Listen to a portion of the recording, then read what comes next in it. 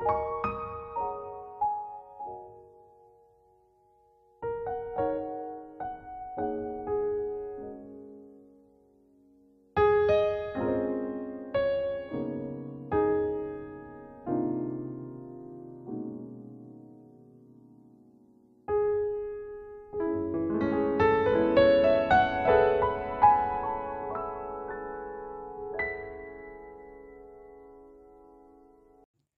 Friends, good morning সকলকে।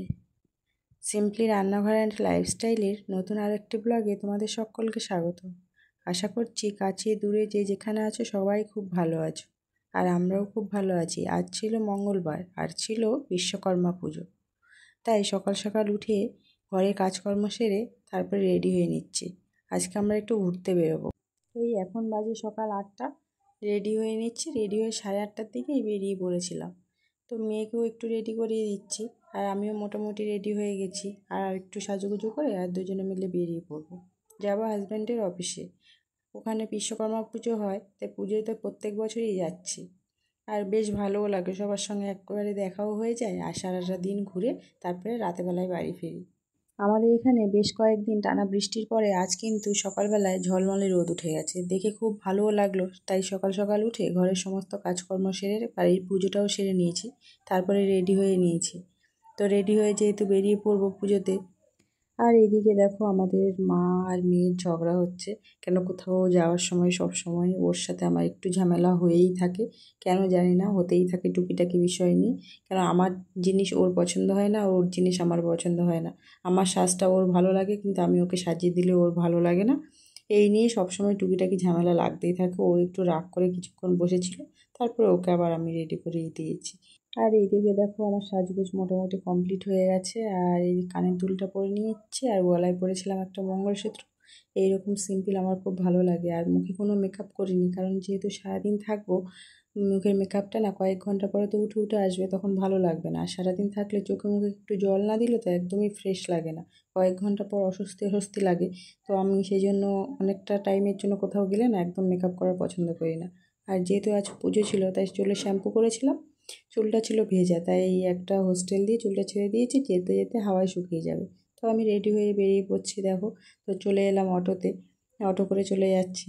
আর এদিকে দেখো মিষ্টিমাকে কেমন লাগছে কমেন্টে জানিও। কারণ ও সবসময় বলে আমি না ওকে সুন্দর করে সাজিয়ে দিই না। ও সবসময় বলে তুমি নিজে সুন্দর করে সাজো আর আমাকে সুন্দর করে সাজিয়ে দিও না।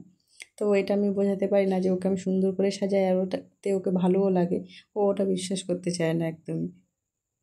আর এদিকে দেখো রাস্তায় যেতে যেতে অনেক পুজো হচ্ছিলো, তো আমরা ওগুলো দেখতে দেখতে যাচ্ছিলাম, কত সুন্দরভাবে সব জায়গায় সাজিয়েছিল। আর এটা হচ্ছে সোনারপুর স্টেশনের কাছেই পুজো হচ্ছিলো, একটু বড় করে। এখানটা ঠাকুরটা না খুব সুন্দর, খুব মিষ্টি, তাই তোমাদের সাথে একটু শেয়ার করে নিলাম।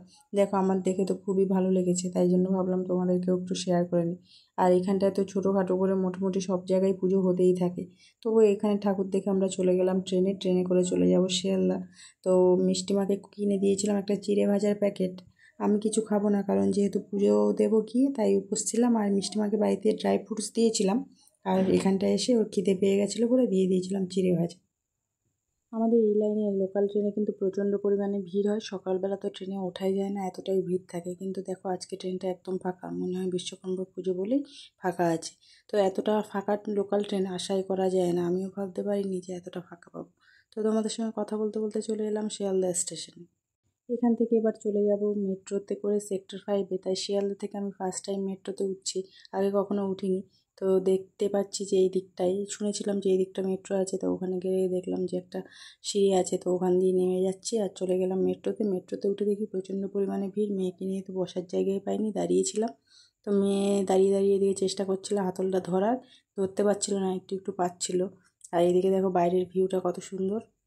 এত সুন্দর একটা ভিউ দেখে তোমাদের সাথে শেয়ার না করে আর পারলাম না। আর বসার সিট পাইনি ঠিকই, কিন্তু দাঁড়িয়ে দাঁড়িয়ে এই ভিউটা দেখতে কিন্তু বেশ ভালোই লাগছিলো। জার্নিটা যেহেতু কম টাইমের, সিট না পেলেও খুব একটা অসুবিধা হয়নি। তো মেট্রো থেকে সেক্টর 5টাকে দেখতে কিন্তু খুব সুন্দর লাগছিলো। তো আমাদের ডেস্টিনেশনে আমরা চলে এলাম। আর এখানটায় হচ্ছে হাজব্যান্ড নিতে এসেছিলো, তো ওর সঙ্গে করে গাড়িতে বাকি রাস্তাটা চলে এলাম। তো এসে আমি পুজোর সমস্ত কাজগুলো শুরু করে দিলাম। আমি পুজোর ভোগটা সাজিয়ে নিচ্ছিলাম, এরপরে সমস্ত ফুল বেলপাতা সব কিছু আর কি গুছিয়ে নিচ্ছিলাম। তুলসী পাতা ভোগটা মোটামুটি আমার রেডি করা হয়ে গেছে। এখন ফুল বেলপাতা দূর্বা তুলসী পাতা সব কিছু তো একসঙ্গেই ছিল, ওগুলো সুন্দরভাবে আলাদা আলাদা করে সাজিয়ে নিচ্ছিলাম। আর ঠাকুরমশাই এখনও আসেনি, সেই জন্য আমার খুব একটা তাড়াহুড়ো ছিল না। আমি চেষ্টা করছিলাম ঠাকুরমশাই আসার আগেই আমার যেন সমস্ত কাজ গুছানো হয়ে যায়। তো আমি সব কিছু রেডি করে বসেছিলাম, তারপরেই ঠাকুরমশাই এসেছিলেন। তখন সমস্ত কিছু আমার মোটামুটি রেডি হয়ে যাচ্ছে। এখানে কিছুই আনা ছিল, আর বাকি যেগুলো আনা ছিল না সেগুলো আমি বলার পরে ওরা নিয়ে এসেছিলো। ফুল বেলপাতা সমস্ত কিছু তো দোকান থেকে কিনে এনেছে। তো আমি দেখছিলাম কিছু কিছু ফুল ভালো থাকলেও আর কিছু কিছু ফুল এত খারাপ হয়ে গেছে। বিশেষ করে ঠাকুরের জন্য একটা মালা এনেছিল, একদম শুকিয়ে গেছিলো। না জানি দোকানদার এত খারাপ জিনিস কিভাবে মানুষকে দিয়ে দিতে পারে। মানছি উনি কিনে এনে বিক্রি করছে, তা বলে একদম খারাপ জিনিস ঠাকুরের জন্য কিভাবে দিতে পারে। আমার তো খুব খারাপ লাগছিল যে এত খারাপ খারাপ মালা কেন ওরা দিয়ে দিয়েছিল।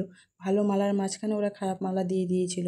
হয়তো ভেবেছে যে একসাথে অনেকগুলো নিচ্ছে, একটা খারাপ দিয়ে দিই। কিন্তু আমার মনে হয় মানুষকে এভাবে ঠকানো একদমই উচিত নয়। এত শুকিয়ে গেছিলো, মনে হচ্ছিল বাসি নষ্ট। তাই জন্য আমি দেখে দেখে ভালো ফুলগুলো রাখছিলাম, আর খারাপ ফুলগুলো সব এক সাইডে একটা গাড়িতে জমা করছিলাম। কেন খারাপ ফুল দিয়ে পুষ্পাঞ্জলি দেওয়া বা ঠাকুরের পুজো দেওয়া কোনোটাই উচিত নয়। তো আমি সেই জন্য সব ফ্রেশ ফুলগুলোকে রাখছিলাম, কেন অনেক ফুলই কিন্তু নষ্ট ছিল। হয়তো বিশ্বকর্মা পুজোর জন্য অনেক আগে থেকেই ফুল এনে স্টোর করে রেখেছিল, এটা হতে পারে। আমার তাই মনে হলো, সেই জন্য আমি ভালো ফুলগুলোকে রেখে আর খারাপ ফুলগুলোকে সব সরিয়ে দিই।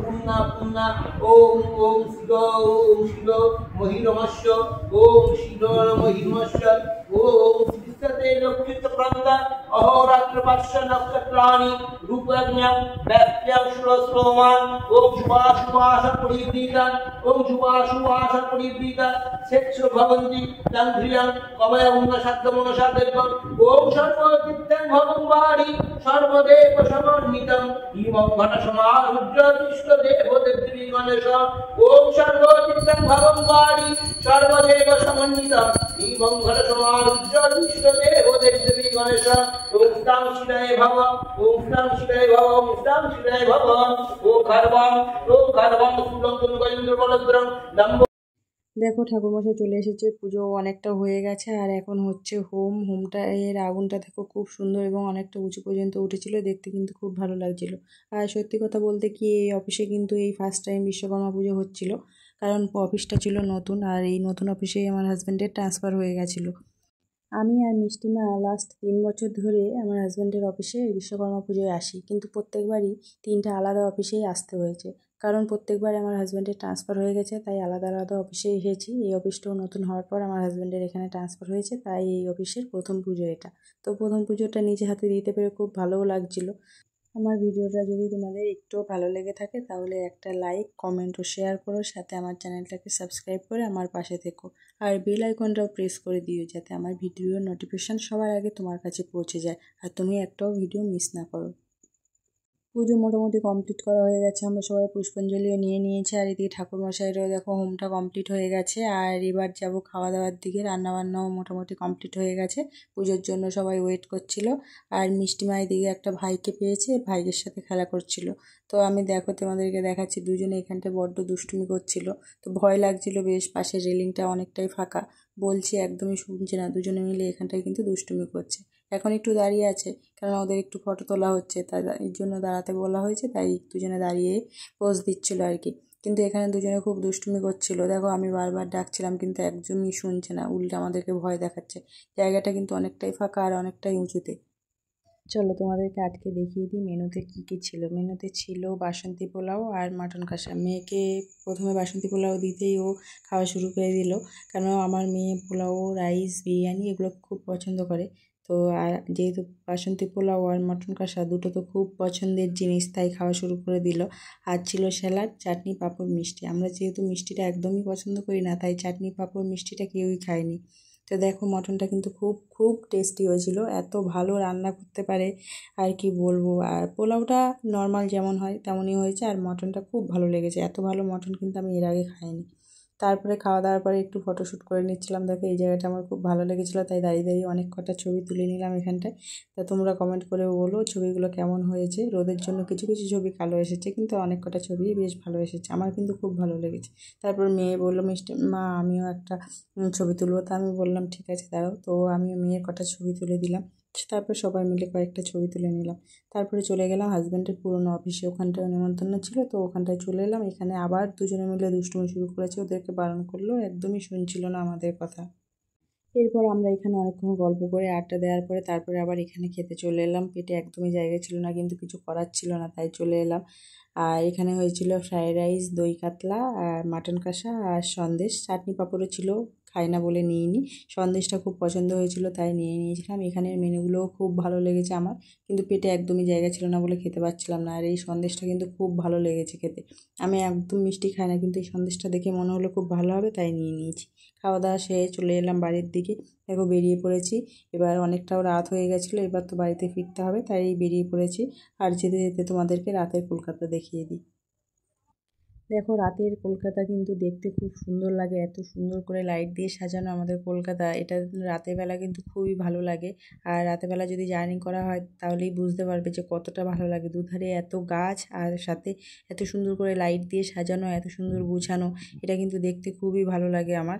আর দেখতে দেখতে দেখো নিকো পার্কের সামনে চলে এসেছি। নিকো পার্কের সামনে দিয়ে যতবারই আসা যাওয়া করি ভাবি কবে এই পার্কে আসবো, আমার এখনও নিকো পার্কে যাওয়া হয়নি। ইচ্ছা আছে, কিন্তু সময় সুযোগ কোনোটাই হয়ে ওঠেনি বলে এখনও যাওয়া হয়নি। তো আমি সেই জন্য দেখছিলাম যে কবে আসবো এখানে আবার। জানি না কবে যেতে পারবো, যদি যেতে পারি তো তোমাদের সঙ্গে শেয়ার করে দেবো।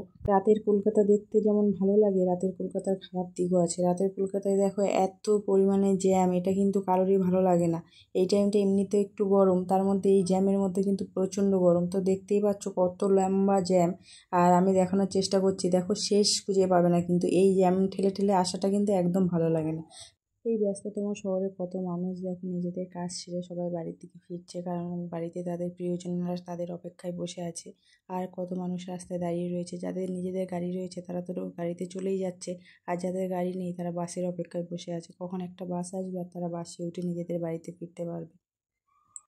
দেখো আজকে আমার সাথে এমন একটা ঘটনা ঘটেছে, সেই ঘটনাটা তোমাদের সাথে শেয়ার না করে আমি আর পারলাম না। তো আমাদের বাইকে একটা ব্যাগ ছিল, সামনেই সেটা ঝোলানো ছিল। হঠাৎ করে বাইক থেকে ব্যাগটা পড়ে রাস্তায় ছড়িয়ে যায় সমস্ত জিনিস। তো সঙ্গে সঙ্গে এত জ্যামের মধ্যে তো গাড়িটা থামানো সম্ভব ছিল না, তাই আমার হাজব্যান্ড একটু সামনে গিয়ে সাইড করে গাড়িটা থামায় আর আমাকে বললো জিনিসগুলো নিয়ে আসতে। এত গাড়ির মাঝখান থেকে জিনিসগুলো আনতে আমার বেশ ভয় করছিল, তবুও আমি যাচ্ছিলাম। তো আমাদের পিছনে একটা স্কুটি আসছিল, সেই দিদিভাইটা স্কুটি দাঁড় করালো এবং আমাকে জিজ্ঞাসা করলো এই ব্যাগটা কি আপনাদের? আমি বললাম হ্যাঁ। তো আমার আগে আগে দিদিভাই গিয়ে রাস্তা থেকে সমস্ত জিনিস গুছিয়ে নিয়েছিল এবং একজন রাস্তায় দাঁড়িয়ে ছিল, সেও তাকে হেল্প করলো। তো ব্যাগে সমস্ত জিনিস ঢুকিয়ে তারপরে আমাকে ওরা দিয়ে দিয়েছিল ব্যাগটা। দেখো ভাবা যায় যে আজকের দিনও এত ভালো মানুষ আছে। দিদিভাই চাইলেই চলে যেতে পারতো, কিন্তু উনি না গিয়ে আমাদের পেছনেই কিন্তু উনিও দাঁড়িয়ে পড়লো এবং সমস্ত জিনিস গুছিয়ে দিল। তো দেখো আমরা শুধু বলি মানুষ ভালো না, মানুষের কোনো বিবেক নেই, মানুষ আস্তে আস্তে খারাপ হয়ে যাচ্ছে। আসলে সব মানুষ খারাপ হচ্ছে না, যে খারাপ সে খারাপ, কিন্তু এই খারাপের মধ্যেও অনেক ভালো মানুষ আছে, কিন্তু আমরা ভালো মানুষগুলোকে সবসময় খুঁজে পাই না। তো এই ঘটনাটা আমি সারা জীবন মনে রাখবো যে আজকের দিনে এরকম একটা ঘটনা আমার সাথে ঘটেছে। তা দিদিভাইকে তো আমি অবশ্যই সারা জীবন মনে রাখবো যে এইভাবে মানুষের পাশে দাঁড়ানোর জন্য। তোমাদের সাথে গল্পটা শেয়ার করতে করতে আমি চলে এসেছি পাটুলিতে। দেখো পাটুলিটা কত সুন্দর করে সাজানো। এই পাটুলিতে সন্ধ্যের সময় কিন্তু প্রচুর মানুষের ভিড় জমে, সব বয়সী মানুষ কিন্তু এখানে আসে। আর খুব ভালোও লাগে, এত সুন্দর করে সাজানো, আর সাথে খুব ভালো মিউজিক দেয়, এটা কিন্তু খুব ভালো লাগে। আর বিভিন্ন ধরনের খাবারও পাওয়া যায়। তো আমিও একবার গিয়েছিলাম আর আমারও খুব ভালো লেগেছে। আর তোমরা যারা কাছাকাছি আছো অনেকেই এসেছো নিশ্চয়ই, আর যারা আসোনি একবার কিন্তু পাটুলি থেকে ঘুরে যেতে পারো। দেখো ওই গল্প করতে করতে কাছাকাছিও চলে এলাম। দেখো গ্রামের পরিবেশ আর শহরের পরিবেশের মধ্যে কত তফাৎ। শহরে এত লাইট, এত আলো, গাড়ি, সব কিছুর মধ্যে এই সবুজ কোথাও কিন্তু হারিয়ে যায়। চলে এলাম বাড়িতে, আর দেখো কতটা ক্লান্ত হয়ে গেছি। সেই সকাল 8:30টায় বেরোলাম, আর এতটা রাতে প্রায় 9:30টার সময় আমি কিন্তু ফিরেছি, একদম ক্লান্ত হয়ে পড়েছি। মেয়ে এসেই শুয়ে পড়েছে, আর ওর সঙ্গে আমিও গল্প করছিলাম। আজকের মতো টাটা।